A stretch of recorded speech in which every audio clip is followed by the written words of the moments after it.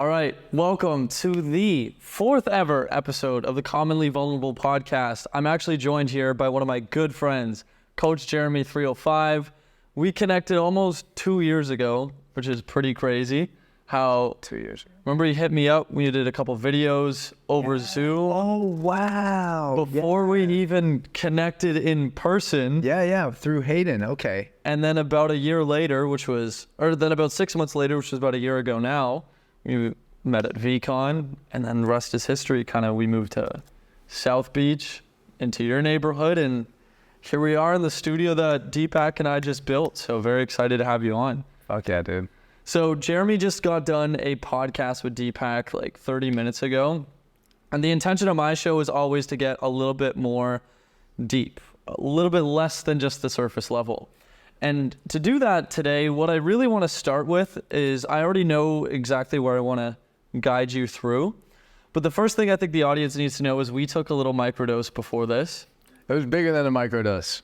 So a microdose is typically like 0.1 to 0.5, 100 to 500 milligrams. And we took a solid 0.7, 0.8.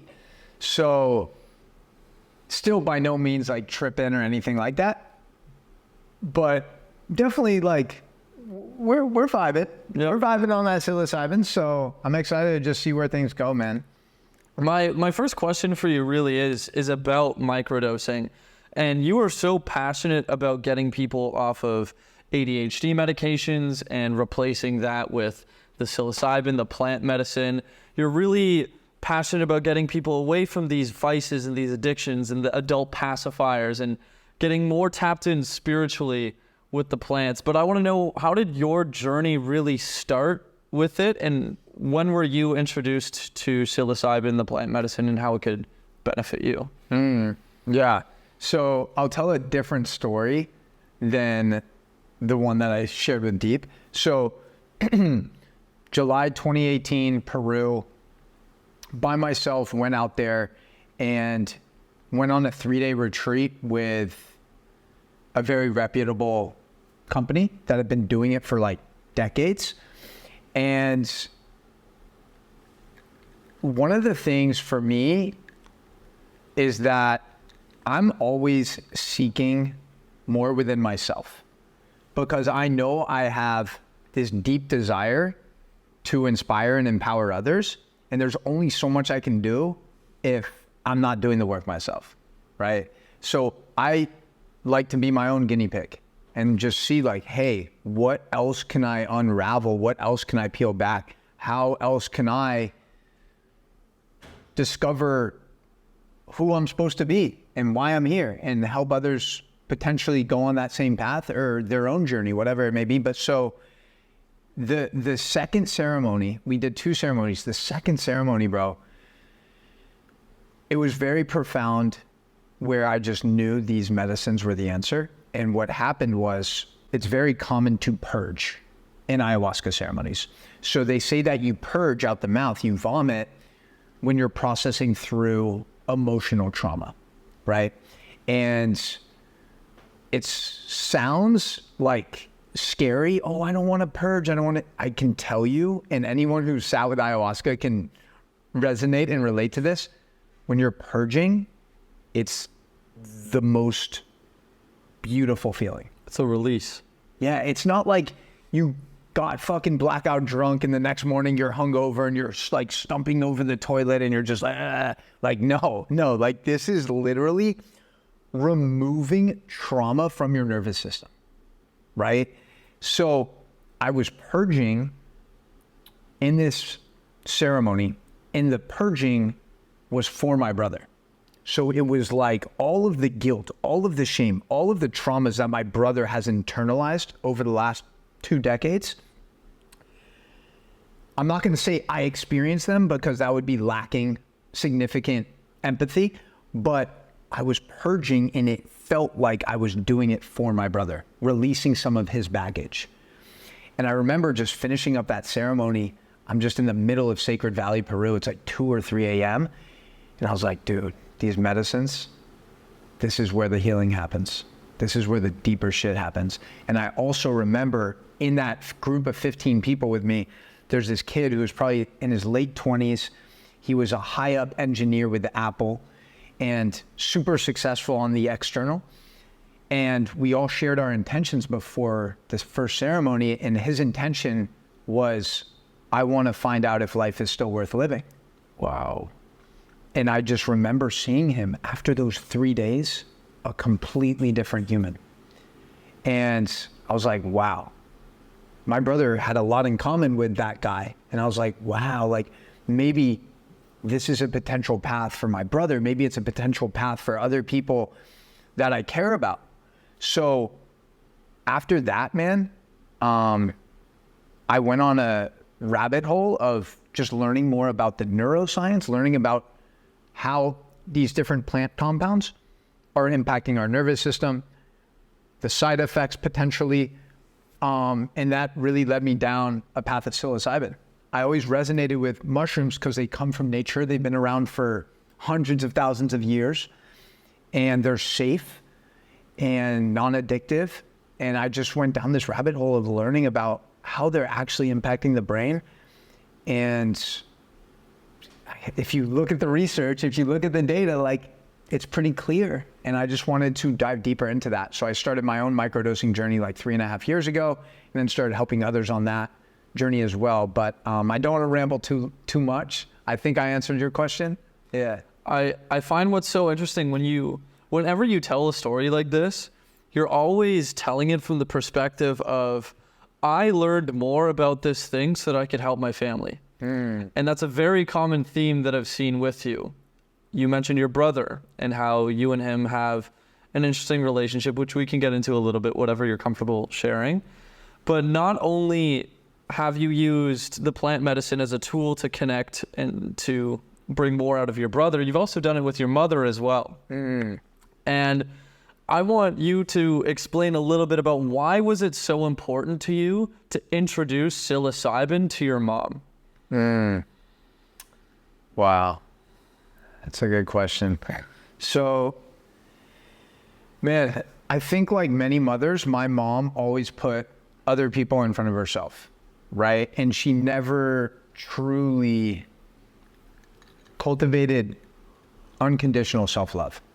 She was always worried about her kids, worried about my dad, worried about other things, right? And my mom's 75 years old now, bro. She had me at 43. Like my mom literally risked her life at 43 years old to give birth to me. She had pneumonia while she was pregnant with me and then breastfed me for over 3 years. So I've always just felt like such a deep gratitude for my mom and just the way she showed up for me during my life. So like now that I'm older and now that I have more resources and more skills and more knowledge, it's like, okay, well, what good is this if I'm able to help a bunch of other people, but I can't even help the people closest to me, right? So for me, it was like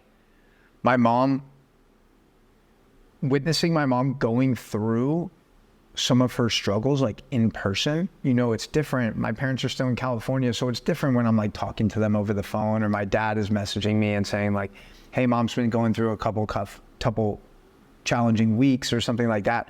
But when I go home and visit and then I see, and it's like, oh man, like I can't live knowing my mom is experiencing that, you know, is going through that. So like for me, it's just like, dude, I'll do anything. Like, and the biggest hurdle, to be honest, my mom was open to it pretty much from day one. But the biggest hurdle was actually my dad, because my dad, you know, was a neurologist for over 40 years, and he had his own stigmas and own beliefs about mushrooms and different compounds. So it was really about getting the buy-in and support from my dad. And my dad is super fucking smart. Like, my pops, listen, I get it. Obviously you have some hesitation, you have some worry, but like, look at the data. Look at what I've helped over 150 people step into with this medicine. Like, trust me, like she's going to be good, and she's going to be better than good. Like, if you just trust and like let go a little bit. So that was the key, is like my dad coming to me and say like, I think let's give it a try. You know, it's basically like a fucking multivitamin, bro. Like it's not some crazy thing. And I think people still have that stigma. It's like, it's mushrooms. Oh, like it's going to change everything. It's subtle. It's subtle. So did that answer your question? Well, just to poke a little bit deeper, what were the things that you felt like the reasons you really had to introduce it with your mother? For me, it was just about helping my mom become more happy, right? By any means possible. It didn't have to be microdosing, but I knew microdosing would be a really powerful cog in that engine of creating more health and healing for her.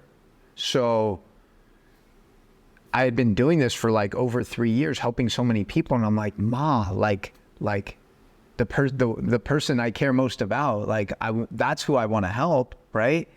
So for me, and just seeing my mom, like I said, like seeing my mom's, the biggest thing that causes my mom and dad, honestly, tension and stress for the last 2 decades is my brother, right? It's going on like in this current moment as we're recording this podcast, like they're over there visiting him. And like, that's, again, moms will be moms, especially, you know, I don't know how it is in Canada, but like I'm Jewish, man, like Jewish moms, like there's something different about it. Like all moms just genuinely want to see their children be happy. And if they see their child going through pain, they also go through pain, probably much deeper pain that we'll never even know. So I just wanted to play some sort of role as someone who loves my mom so much. I just wanted to get her on a path where she could start loving herself more and start being kinder to herself and stop some of the self-hatred and the mean words that she would say to herself. And that's really it, man. It's quite simple. And how long ago did you introduce? That was like 7 months ago now. 7 months ago. And what's that transformation been like since, and yours and her relationship? I mean, my mom and I's relationship, like, it's been, I wouldn't say it would be hard to like get it better because like we're very close, you know, and there's so much love there. I would say the biggest thing is my mom having more patience and compassion for herself and just being more self-aware of some of the things that she tells herself on a daily basis. Like some of these subconscious programs that she's been running on since she was a little girl, right? And that's why I think microdosing is such a powerful tool, because it's helping facilitate neuroplasticity in the brain, which is what helps us create these new neural connections, create new thought patterns, new belief systems, new habits, new behaviors, new personalities, new personal realities. And it's harder and harder to do that the older you get. So it just made so much sense, you know? So I think my mom is starting to actually like embrace self-love for the first time at 75. Wow. Yeah. And I love that you said that, because another thing that's very common with you and a lot of your messaging, down to even the songs that you write, is about how self-love is the best drug. And you've told me off camera and on camera and in so many circumstances about how self-love is literally everything. But I know for you that wasn't always the case, where you at times maybe struggled with insecurities and struggled with identifying as a person that was full of self-love. When was the last time that you felt that way, where self-love was a little bit difficult to find? I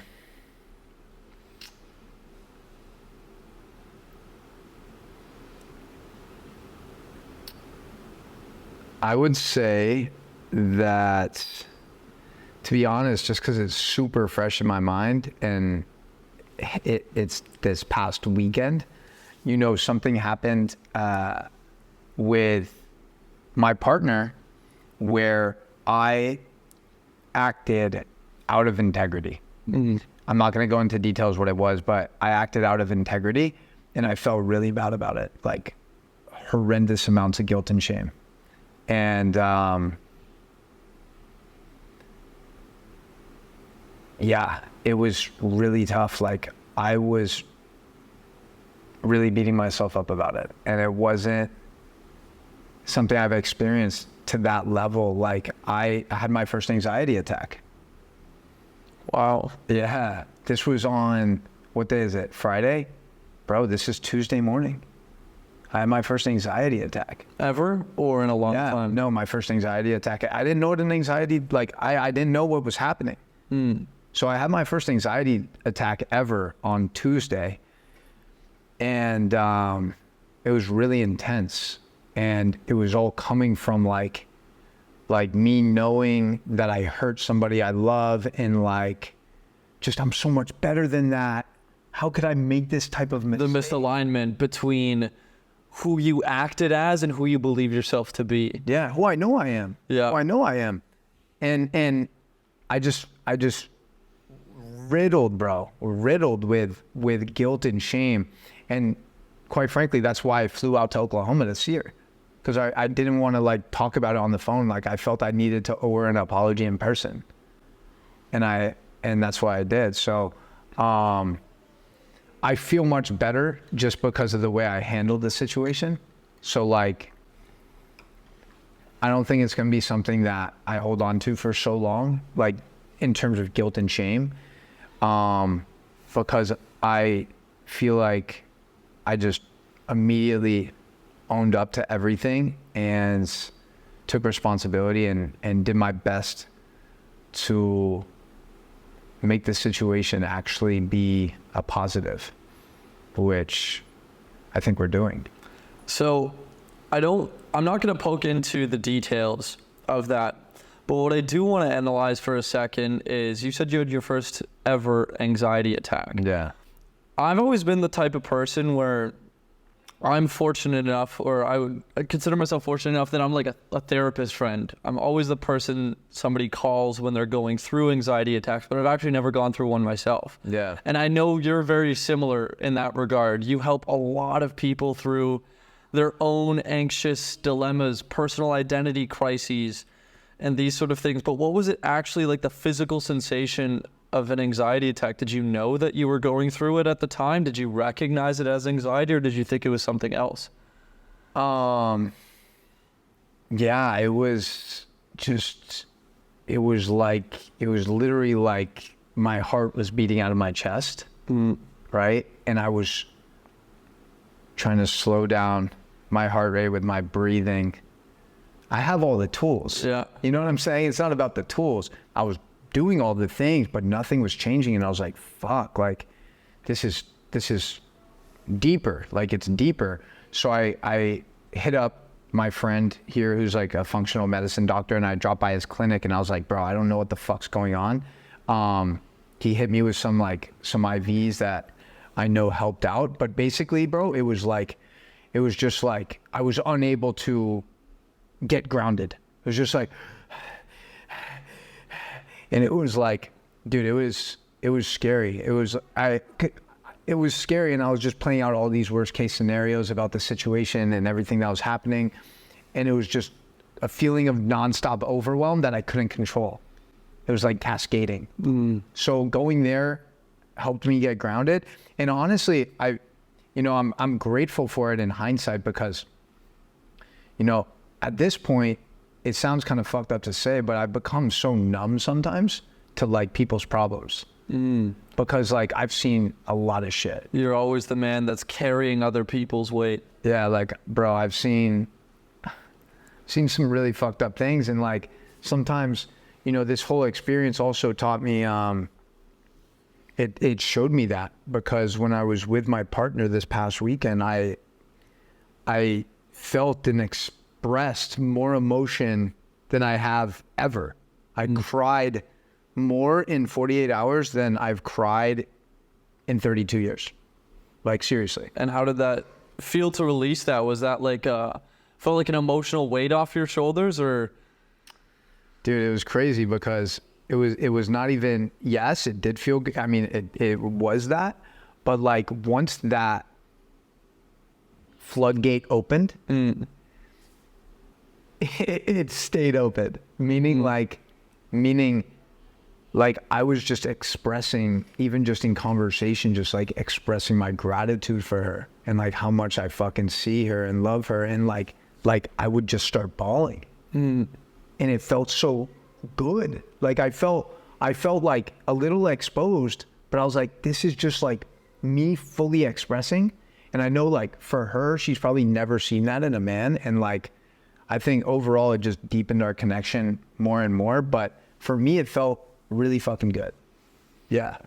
It felt really good, bro. Cause I felt, you know, there's times where I should have cried, you know, and I didn't. And I relate. Yeah. I relate heavy. I feel like as men, it can be extremely challenging to get the tears flowing. I know my personal life, there are times where I literally feel as if like I should be crying right now. Like I should let this out. And like I actually take the time and like the intention to sit aside and like let the waterworks flow and nothing comes out. Like I actually don't physically know how to do it. Like if I want to. It's one of those things you can't think about it. Yeah, like I don't relate to girls when they like watch any movie and they just start bawling their eyes out. I'm like, I kind of wish that I had a little bit of that where like, because I'm an emotional man, and as I know you are too, but sometimes you feel like, I wish that there was a way that I could just kind of release this and let this out.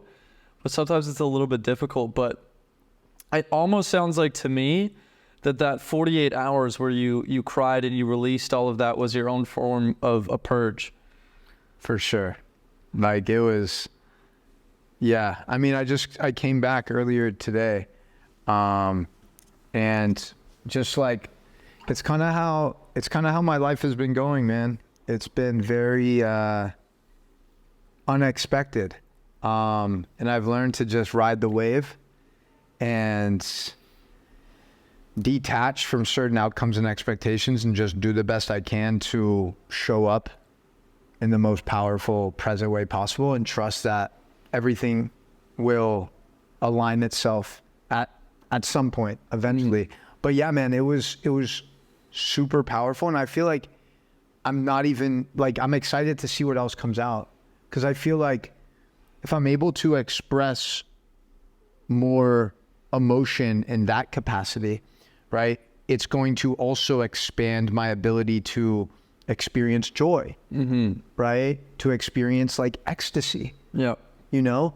And I'm just excited to like experience more of a spectrum of emotions. So it's going to be a fun journey. Like it's just getting started. I love that you touched on that, because one of my personal beliefs about life and relationship has always been you are only capable of receiving the amount of love that you're willing to lose. And so you'll see a lot of people, they sabotage their own relationships as soon as it gets to a certain point of familiarity, comfort, or like love, because they know that if they go beyond that, the possibility of heartbreak occurring is such a risk that they don't want to dive in any deeper. And so it takes like a lot of personal sacrifice and ego and everything to put aside to surrender to the possibilities of failure. And I really respect that about your own story right now, because what you just touched upon was I went through all of that hardship so I could experience even greater joys. And to me, that's what life is about. Where when you have, whether it's in relationships, in friendships, in business partnerships, or any kind of situationship you're in, you surrender to the possibility of failure, and that allows you to experience the lowest of lows. But if you're willing to experience those lowest of lows, you'll also get and be allowed the presence and the opportunity to experience the highest of highs. It's so true. And I completely fucking forgot we were doing a live, because definitely I'll just be yeah. The reason I'm saying that is because like, obviously I want to just respect the container, but what you said is so spot on, bro. What you said is so spot on. Like, and I think I don't know if I told you or Deep this, but like, I almost was starting to think there was something wrong with me, because up until this person in this relationship, I had never been in love with anyone. Don't get me wrong, like, We chatted about this before. Yeah, like I would say I love you and I would mean it. Like I love you as a human and I really fucking care about you, right? But it was never that in love, like never like that deeper feeling. And I think a big reason why I had never experienced that was because that takes a level of vulnerability, right? Surrendering. Yeah, to put yourself in position to that. To be fair though, I actually don't think, like, when I look back at, you know, past relationships and stuff, like, I just don't think they were the person. Mm-hmm. You know what I mean? Which is totally fine. It's a combination of like me being at a place where I can step into that, and it's obviously like the person and the connection, and it was just a perfect storm. But yeah, like, wow, like that was one of the reasons I was crying so much too, is like I had that fear of loss, and I was like, oh my God. You recognize that you had something worth losing. And exactly, bro. And I was like, oh my God, I've never cared this much. I was like, I've never cared this much about another. Of course, I've cared this much about other people, but never like lovers, you know? Can you describe to me what you think the difference in the phrases "I love you" and "I'm in love with you" are? Well, I definitely don't claim to be an expert on love or relationships, but and this is Jeremy's terms, right, Jeremy's life. Man, I think love is so abundant, right? Like, love is infinite. So like, when I say I love you and I love Brendan, like that's true. Like, yeah. I genuinely fucking love you guys. Like, I do. And I guess for me, man, the best, I'll just describe like my experience, because that's all I can speak to, right? For me, like, this feeling that I'm experiencing now of being in love is just like missing her presence right now. You know what I'm saying? Like, feeling her absence right now, and wanting to share as many moments and memories together, and knowing like that I want to just do life with this person, and like that I see all of her, and like I'm willing to go through the ups and the downs. Like, none of that shit phases me or scares me. Like, that's my experience of being in love at this moment, which I never experienced before. So it's fresh, it's new, and there's constantly different things and emotions traveling through my body. So it's like I'm navigating it as we speak. And I really respect and appreciate how open you're being, because you're going through it right now. It's really, really easy to be vulnerable when the shit is done, when it's past. But to say that, like, no, like, I'm literally in this position this week as we speak, that is something I want to commend you for. Oh, thank you, bro. And I do have a follow-up question, though. Okay. And there's certainly been an evolution in your openness to surrendering to love. And what's really the difference between Jeremy today versus kind of like a year ago or 5 years ago? Is that the amount of psilocybin you've taken? Is that the conversations you've had behind the scenes? Is that a perspective that you've adopted? Like, what really made that transition occur for you? Oh. Well, I think first of all, it's the level of love I have for myself, right? Like, the truth is, I wouldn't be able to receive this level of love in my life if I didn't think I was deserving of it. Does that make sense? Yeah. So I think a big reason why people, including myself in the past, settled for relationships that we know like aren't in our highest alignment is because we genuinely didn't think we deserved that. And now, and I've been in a place like the last, I would say, couple years where I know what I'm worth, and I know like what I deserve. And what do you deserve? Oh man, I deserve it all, bro. I deserve like just a queen and a goddess that is going to go through all of these waves together, is going to support me on my mission, and is going to be able to receive my support and love and affection and attention, and is also doing her own work, right? Because like, I hate the term, I fucking hate when people say like, this is my better half, right? It's like, no. I believe a relationship should be two whole, complete, high-functioning humans coming together to form like this absolute fucking masterpiece of divinity, where it's like, I'm lifting you up, you're lifting me up, like, you're falling down this week, I got you, babe, like, come up, like, we got this shit. Like, that's the type of shit that I feel like I'm in now. That feels great. It feels great. So I think the biggest difference between me now and even a year ago is just my level of love for myself continues to grow every day. And if this experience that I was explaining to you happened, 2-3 years ago, bro, like, I would have been just so overwhelmed with guilt and shame.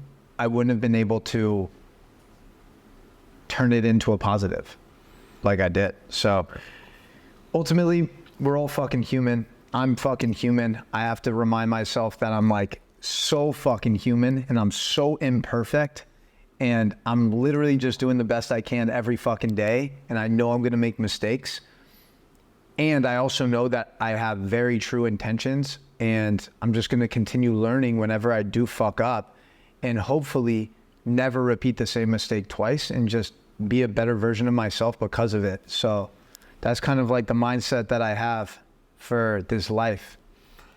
So it's all a journey of self-love for you that keeps coming up every time we've had this conversation. I think self-love oftentimes gets misconstrued, right? There's a very fine line because, and again, I don't want to shift like too much like the theme of it, because like I'm loving this conversation. It's like talking about shit that I haven't really speaking about very much. So I want to like keep that theme. And I also want to say, like, self-love can be hypnotized into thinking and justifying unhealthy behaviors, right? So it's like, let's say you're here and like you're 120 pounds overweight, and you're fucking drinking a Diet Coke, you're ripping your vape. Just love yourself, bro. It's all good. It's all good. You're perfect, whole, and complete, just like you are, right? Self-love doesn't mean the absence of tough love. Exactly. And that's the fucking key. And that's what your whole brand is about. That's the key right there, bro. Boom, light bulb moment. That's why I fuck with this guy. He always just dropping gems, bro. Exactly. So for me, I think it's like that beautiful contrast. It's like this beautiful dance where it's like not being too hard on yourself, treating yourself with this level of patience and compassion, and having a high standard for yourself and the people around you. So if you really love yourself though, like truly, genuinely, like you love yourself, you value your body, then why would you ever want to just put poison in it all the fucking time? Why would you want to be in a toxic relationship? Why would you want to work a job that you fucking hate if you genuinely love yourself and love your life? So that's where I like to approach self-love, is coming from a place of like, I love myself, so I'm going to create the best life possible for myself and my family. To me, I've always viewed self-love, it's an interesting, beautiful dance, because when you go too off the deep end in either direction, it gets very, very dangerous and messy. So the tough love is always a necessary component within self-love. You need to be able to recognize within your own behavior, within the behavior of the friends around you, are they in alignment with your own values? But the thing is like, you go a little too off the deep end and you become overly critical of everything. You become an absolute perfectionist. And that's where things are no longer tough love. That's just that's the ego talking. Yeah. And that's where, let's be honest, like that's where most people are, is the extremes. That's the problem with our society, is like everyone is so extreme with their behaviors when everything actually happens here in the middle, right? It's always like red versus blue. It's vax versus anti-vax. Yeah. It's black left versus and right. Yeah. It's like, it really, life isn't like that, bro. Like life isn't. Canadians versus Americans. Yeah. It's like, what the fuck? It's really, like you said, I don't even like using the word balance because it's really about, again, self-awareness. Harmonization. Yeah. And most people, you know, most of the voices that we hear inside our brain are negative. And that's our brain trying to keep us safe and protect us, right? So when you start to climb the ladder and when you chase your dreams and when you lean into discomfort, your brain's like, no, bro, it's much more comfortable here. It's much safer here, right? Like, you don't need to go for that.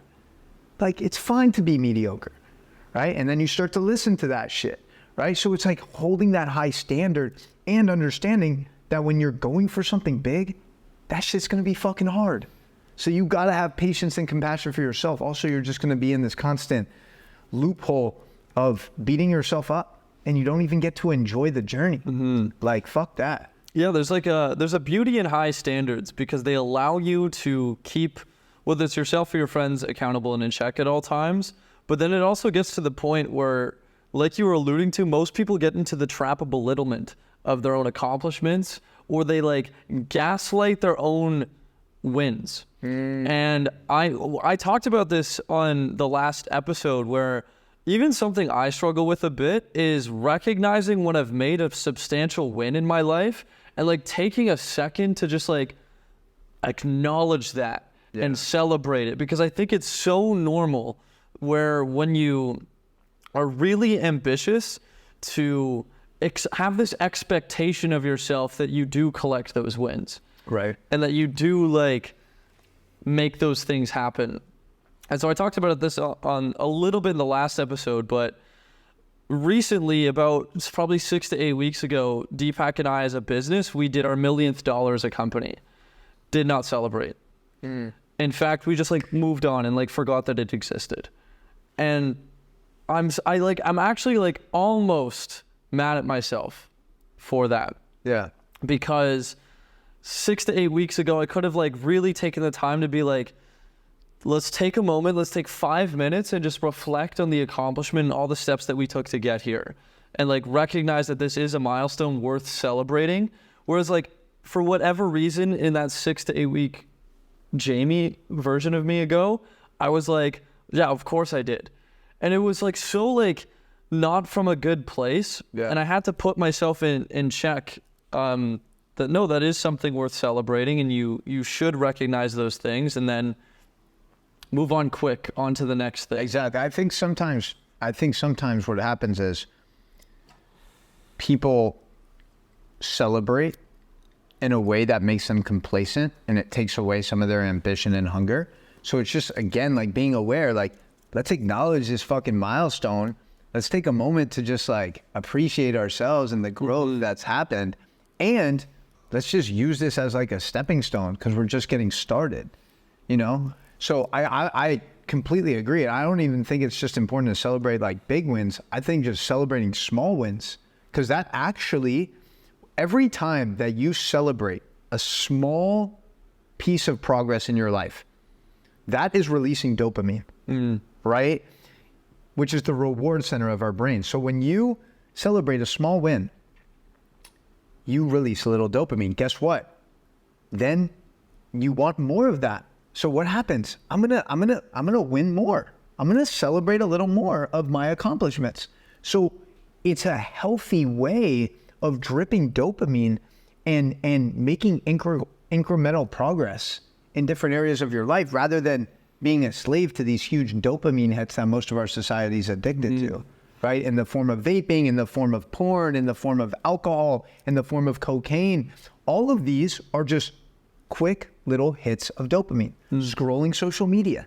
Why do you think all these fucking Insta models, bro, are fucking posting thirst trap after thirst trap? Because they're so fucking insecure with every other part of their life other than their physical body that they get that gratification from the likes, from the comments. Ooh, like that feels good. I'm gonna post more of it. So it's we're gonna continue the behaviors that we get rewarded for, right? So if I'm getting rewarded for being kind, for working out hard, for getting adequate sleep, for being a present parent, whatever it may be, you're gonna be inspired to continue those habits. If you're getting rewarded for posting fucking ridiculous pictures and fucking thirst traps, you're gonna keep doing that shit because you're addicted to the validation and approval from other people. And that's kind of the way our society runs, right? It's like everyone's getting their fix. It's just where's that fix coming from? You know, after this, I'm gonna get my dopamine fixed by like doing breath work in the sauna and like taking a cold shower and like just giving myself all that self-care I need. You know, it's about finding healthy ways to get that dopamine.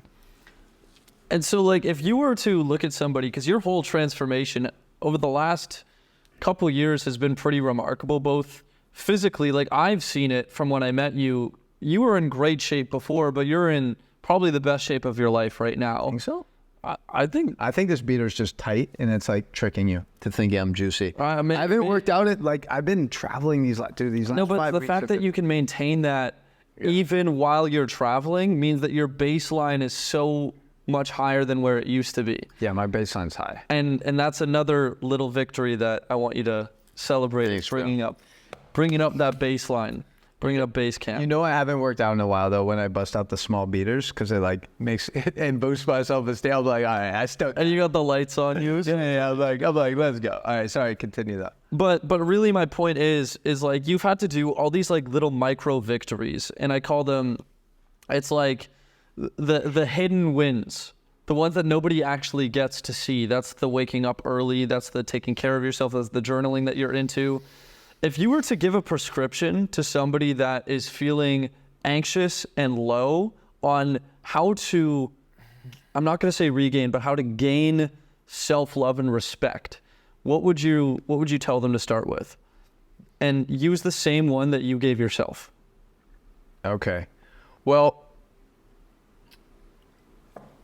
you know, it's a good thing and a bad thing that morning routines have become like so trendy, like talking about morning routines.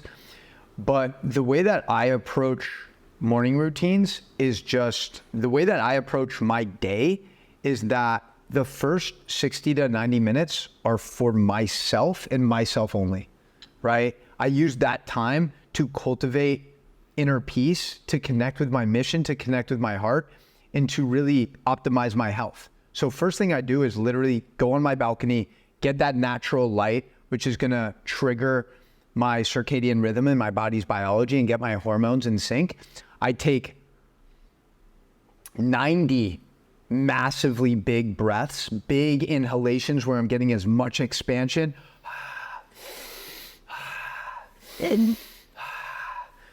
And I do that for like 5 minutes, bro. Literally parts of my body will like vibrate. So I'm oxygenating my blood and really getting high on my own supply. Then I have my high quality hydration with some delicious H2O.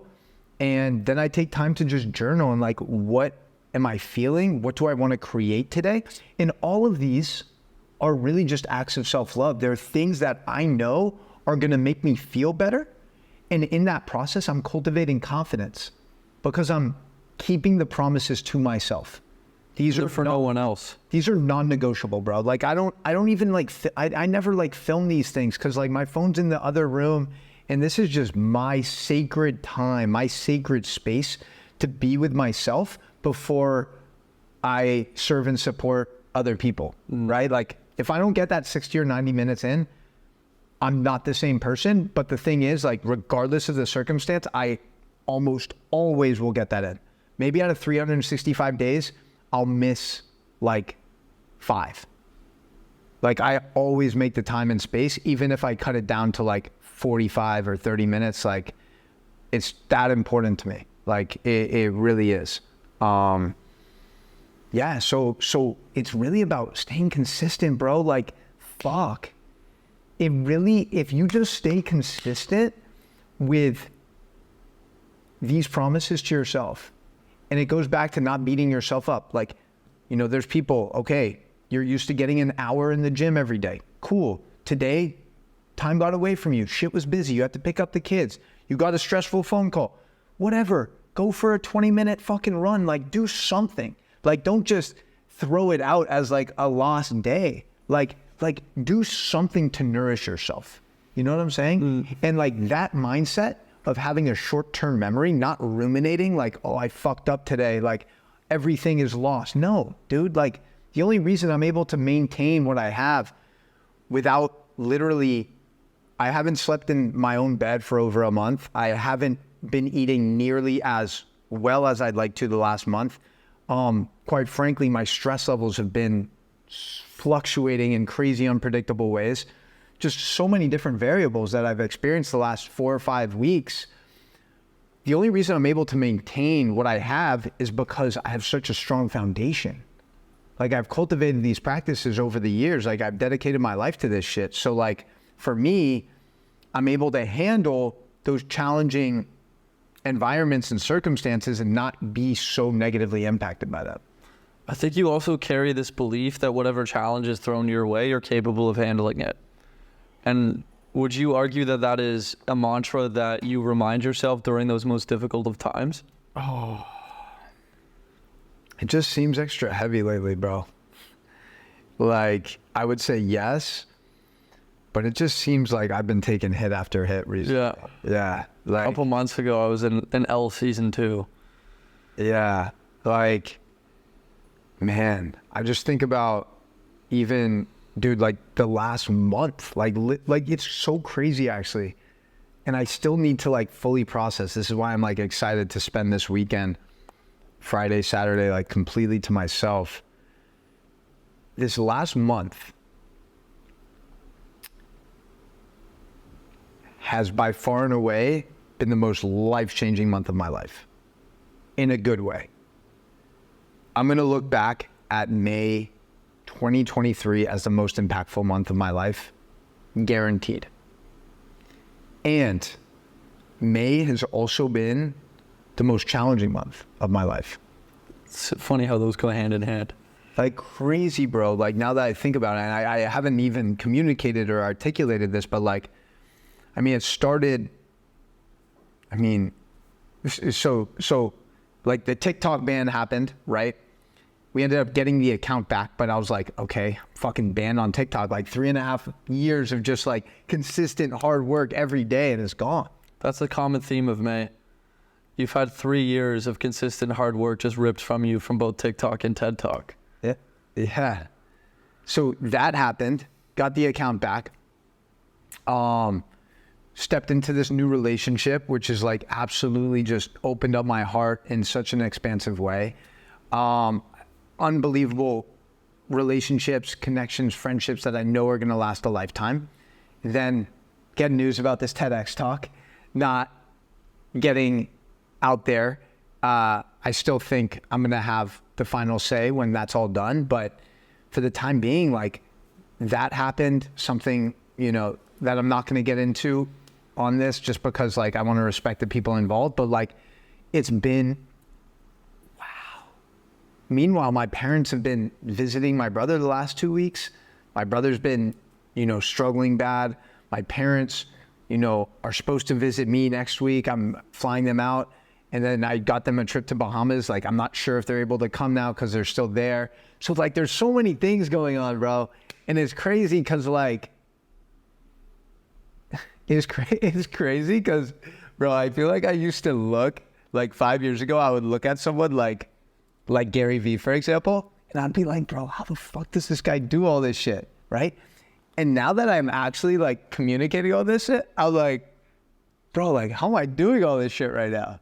And like still showing up in a powerful way for, you know, my friends, my family, my community, my microdosing mastermind family. Like, bro, it's a lot. Holy shit. Thank you for just letting me like process this out loud. It's a lot, bro. But yes. More often than not, the the king is destined to wear the crown despite him not actually wanting to have it himself. And you were given like a life path that was meant to have this level of responsibility. And if there's anything that I can give you on this podcast that I know I've given Brendan, he's applied it in his life. I created this perspective when I go through seasons exactly like what you're going through. And whenever I go through seasons where like life fucking sucks, like it seems like on every single direction, there's just L's. It's just raining L's. And I call it my 18-month rule. And I will never allow myself to judge a situation as good nor bad until 18 months have passed. And I only use this and I bring this during times where like it seems like shit is hitting the fan. Because every time that I've allowed 18 months to pass from something that seems so catastrophic in my life, I'm in such a better position for it. For sure. And it's some of the most difficult advice that I've given myself to follow, because it's like, I call it gaslighting my own negativity. Yeah. It's like as soon as negativity arises in my life, I'm like, yeah, but you got 18 months, and I just like gaslight it. But it's never failed me once. Facts.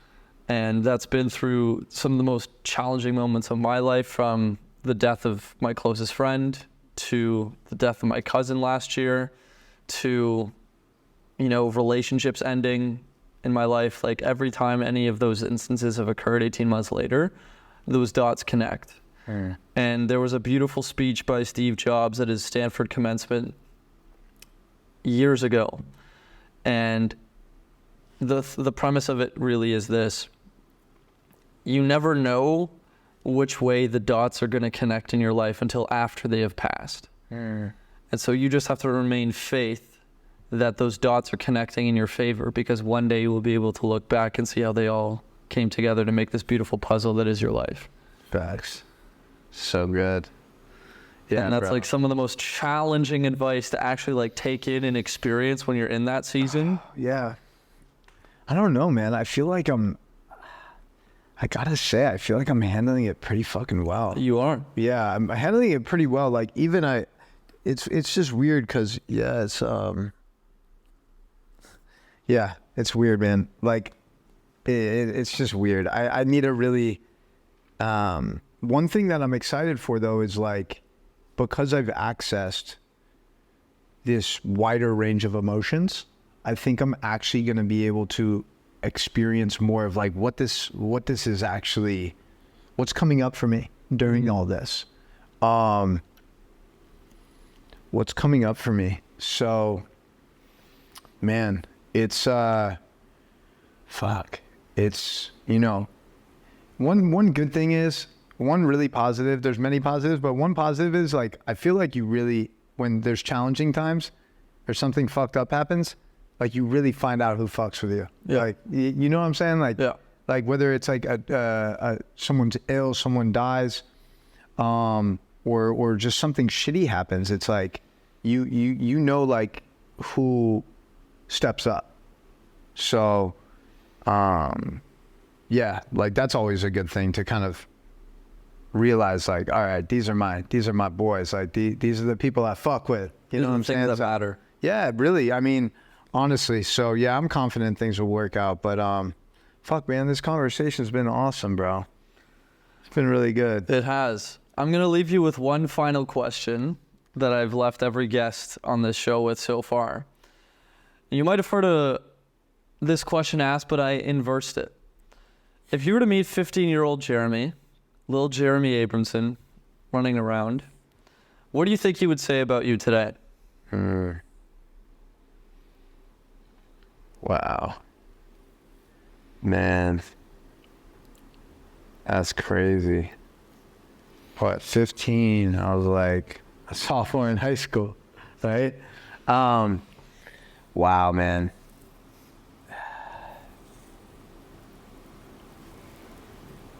He would say, damn, fucking proud of you, dog. Like, what? Like, really, dude? Like, this is the life you built for yourself? Are you fucking serious? Like, there's no way. There's just no way you did this, bro. Like, what? That's some crazy shit. You know, like, oh, bro, I was just, you know, even if, you know, a lot of, even 22, bro, if my 22-year-old version of myself was probably even, my 22-year-old version of myself, I think would be the most surprised. And that's more recent. Just being, bro, I was like really insecure and I had a lot of challenges. So 10 years later, just to kind of see the path that I'm on and knowing that I'm just getting started. I want you to say the words that you think 22-year-old Jeremy would say. Visualize you as that human. If he were to meet you right now. So the 22-year-old version of me was wildly insecure.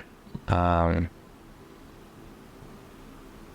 would have been senior year in college, and man, I had horrible acne, and it was so bad that I would wear hoodies all the time. And I went to school in Oregon, and when it got hot, like when it got 60 degrees, bro, people would bust out their bathing suits, their bikinis, because it's like rainy and gray all year. So when you get sun, it's like, oh my gosh, let's celebrate. I was in such a dark place, bro. Like, I would just hide myself in this hoodie. I would sit at the back of class, and I just didn't want to be seen by anyone. I was in such a dark place when I was 22 years old that I called my dad like a week before college graduation, and I was like, you got to pick me up early. I don't want to walk on stage. There's going to be too many people looking at me, and I don't want to deal with that. I can't, you know? That's how dark of a place I was in. And he picked me up early. I never walked. I've never walked the stage for my college graduation.